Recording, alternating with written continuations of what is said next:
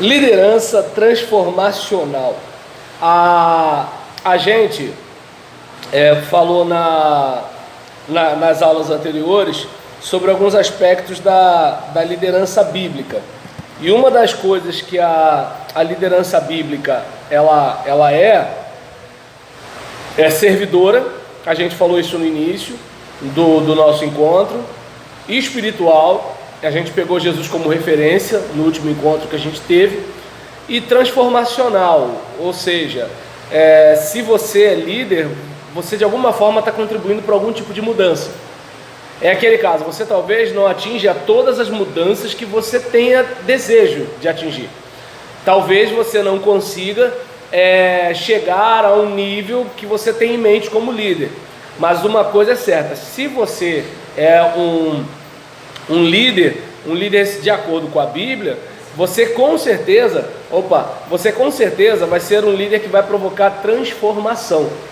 E aí, Natália, por gentileza, se você puder passar os links desde a primeira aula que a gente teve para a Késia, tá bom? Hã? Aí não, ela não está no grupo não. E aí, a respeito desse assunto, é importante frisar que líderes são agentes de mudança. Então, não tem como você ser um líder e de alguma forma você não provocar uma alteração no lugar onde você está. E, por exemplo, é muito comum que as pessoas, elas, conforme eu falei aqui, elas entendam que a liderança ela está restrita exclusivamente à questão de chefia, de comando, e não é bem assim. Às vezes, um liderado ele é ótimo para comandar. Então, de repente, um líder lhe orientando a fazer um trabalho gerencial, vai dar tudo certo. Mas agora, em relação a essa questão, é importante a gente entender que o líder, ele está muito mais focado na mudança do que na obediência. Por quê? Porque assim, às vezes, as pessoas elas podem até estar atendendo você, mas elas podem não estar melhorando.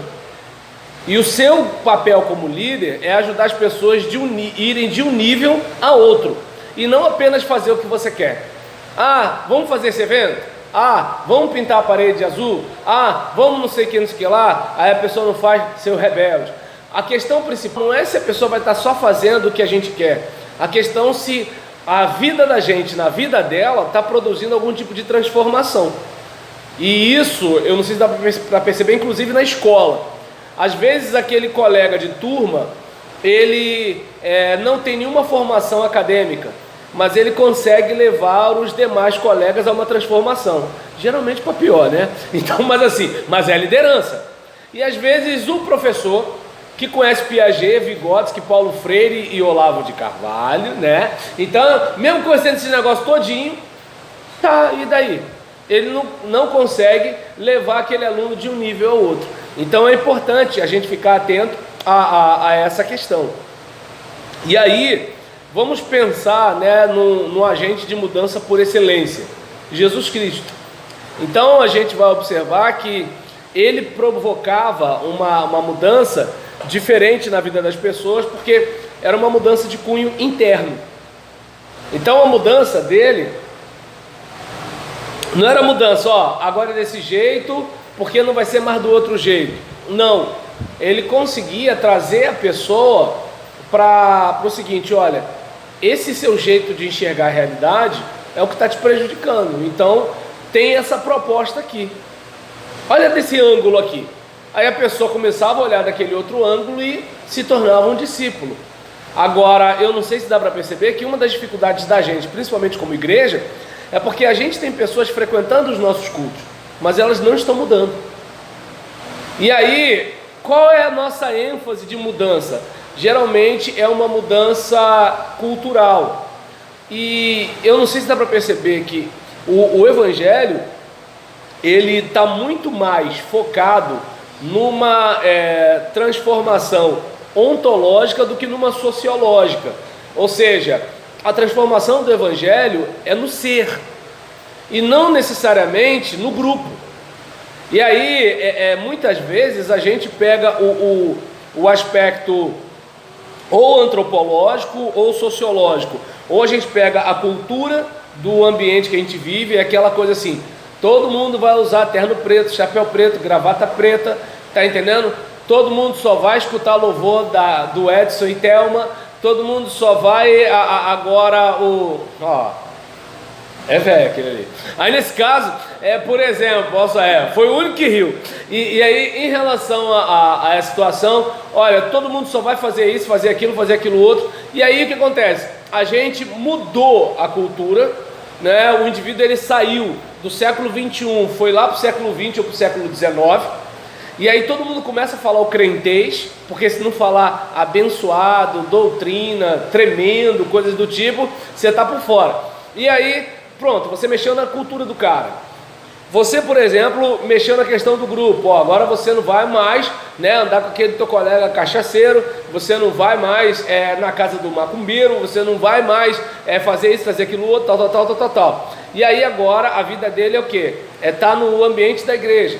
Aí antes, por exemplo, como ele não mudou internamente, ele antes fazia fofoca, agora ele faz pedido de oração, né? Então ele, por exemplo, antes ficava preocupado em exibir um carro novo, agora ele quer um cargo importante na igreja, né? Então, assim, eu tenho formação tal, eu sou dono de empresa tal, por que eu não posso ser um líder tal, né? Eu sou melhor do que aquele irmãozinho lá que não sabe o B do O, né? E aí nessa situação, eu não sei se dá para perceber que assim, o indivíduo ele se tornou um religioso, ele adotou a cultura do grupo, ele agora só participa daquele grupo. Ele, por exemplo, não ouve mais música do mundo, ele só ouve música de Deus, e a música de Deus ela toca na rádio evangélica. Embora é claro que assim, com todo respeito às rádios evangélicas, se o Daniel Lucas quiser pegar, quero que toque minha música aí, não é bem assim.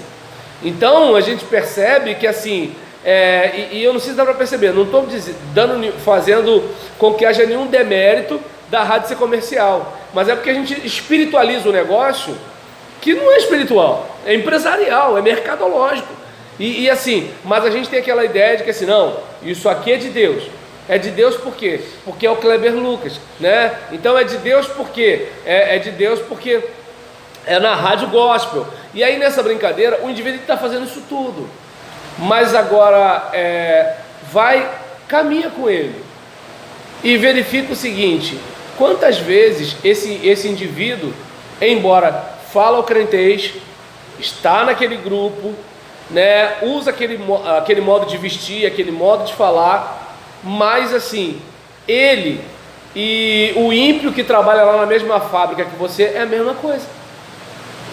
É a mesma coisa. A diferença é que o ímpio não usa o crentez, e ele usa, né? A diferença é que assim, o ímpio te chama logo daquele nome, ele te chama de abençoado, mas o sentimento é o mesmo. Entende? Então é aquele caso. A diferença é que quando você perguntar para o ímpio, olha, cara, tá magoado comigo? Pô, cara, eu tô muito, rapaz, eu tô. E você vai chegar para esse cara que é crente? Não, eu não guardo mágoa no meu coração. Entende como é que é o negócio? Mas você vê que aquele cara não mudou. E aí a gente percebe que Jesus ele promovia uma mudança interna.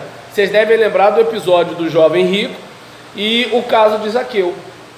O jovem rico estava cheio de não, mas eu e tal. Mas quando Jesus tocou no bolso, aí, né, peraí, como é que é?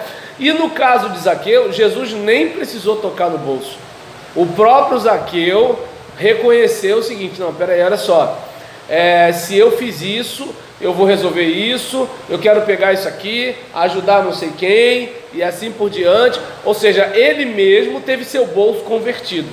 Dizem que é a área mais difícil para a gente converter, né? Então, os ensinamentos de Jesus eram ensinamentos em que assim, Jesus pegava elementos da lei, mas fazia uma releitura da lei, né? Tanto que é o episódio da mulher adúltera. que, gente, desculpa, mas eu tenho que mexer com esse negócio. Ela é flagrada em adultério, mas só ela que está lá para atacar pedra. Eu não consigo entender isso.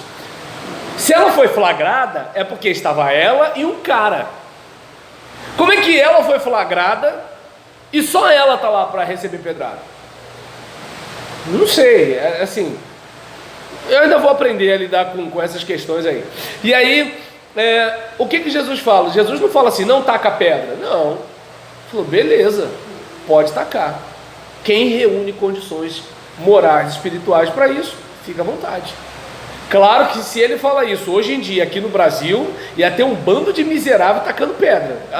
Se bobear, até o cara que beliscou a mulher adulta, ele estava atacando, taca pedra na gente, né? E aí nesse caso, né, a gente observa, né, que os ensinamentos de Jesus,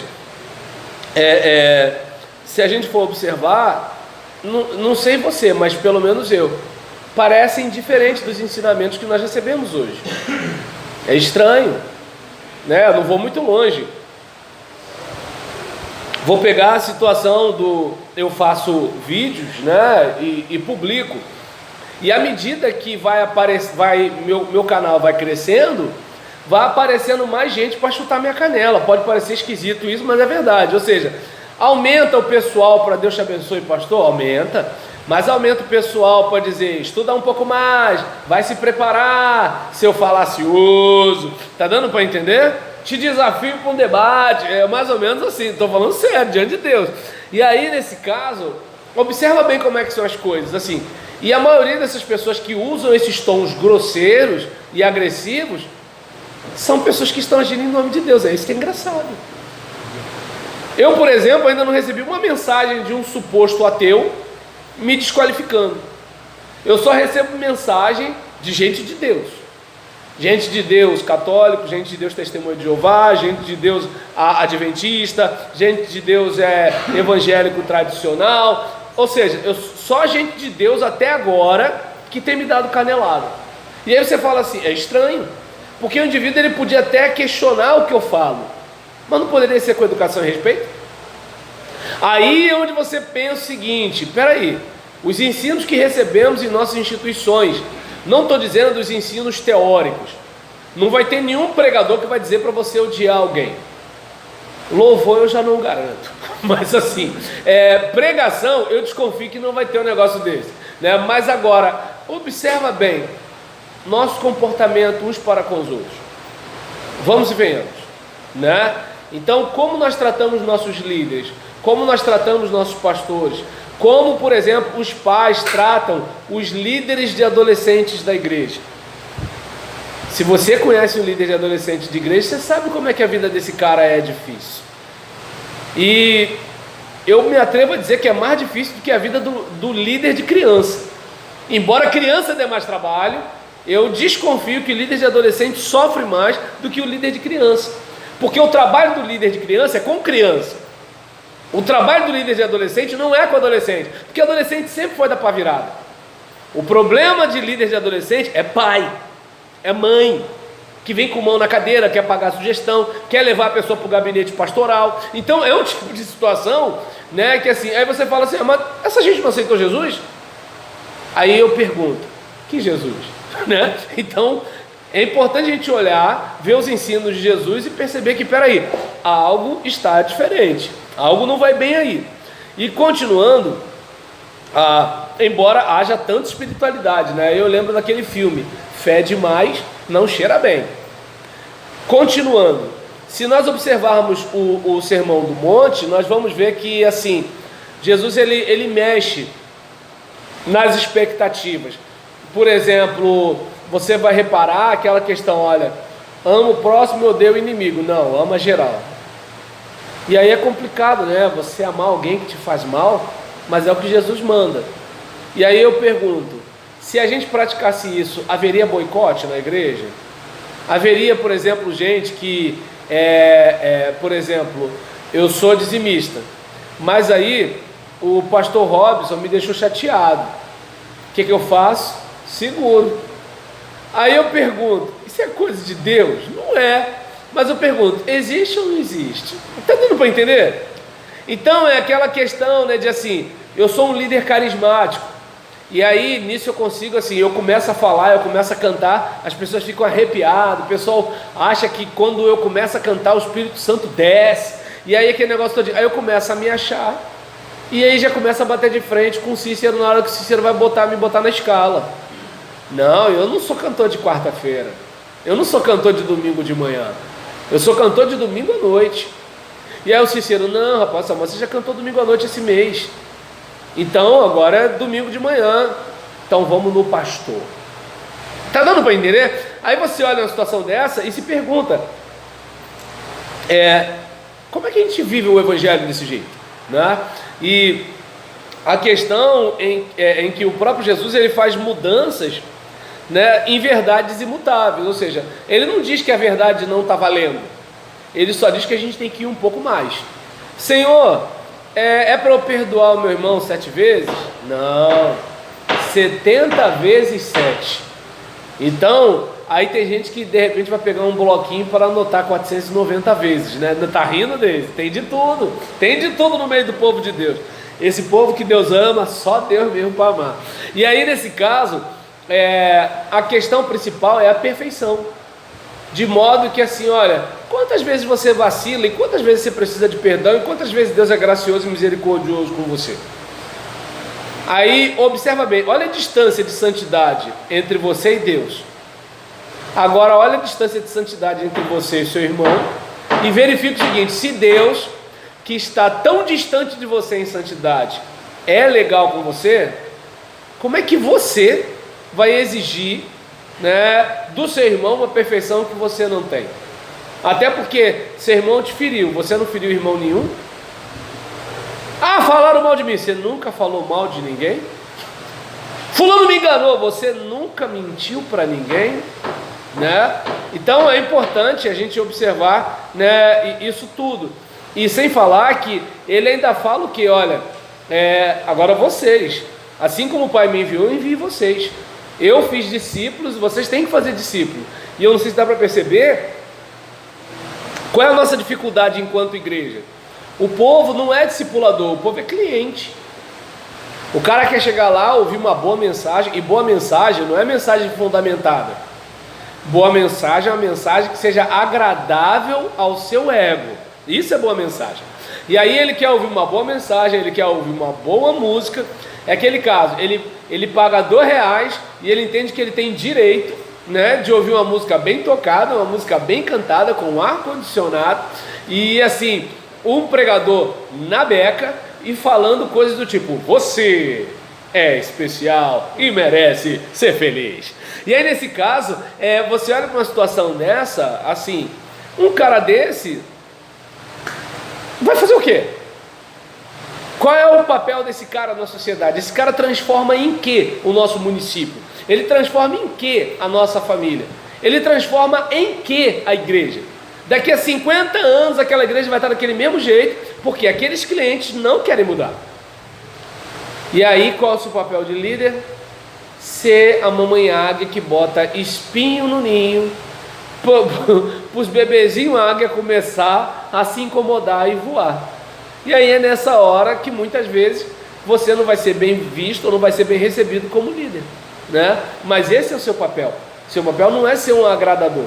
Se fosse assim, né, Jesus agradaria todo mundo e ninguém ia ficar tramando nada contra ele. Mas por que tramava? Porque ele fazia coisas desagradáveis. Continuando, vamos pensar um pouquinho em reação a mudanças.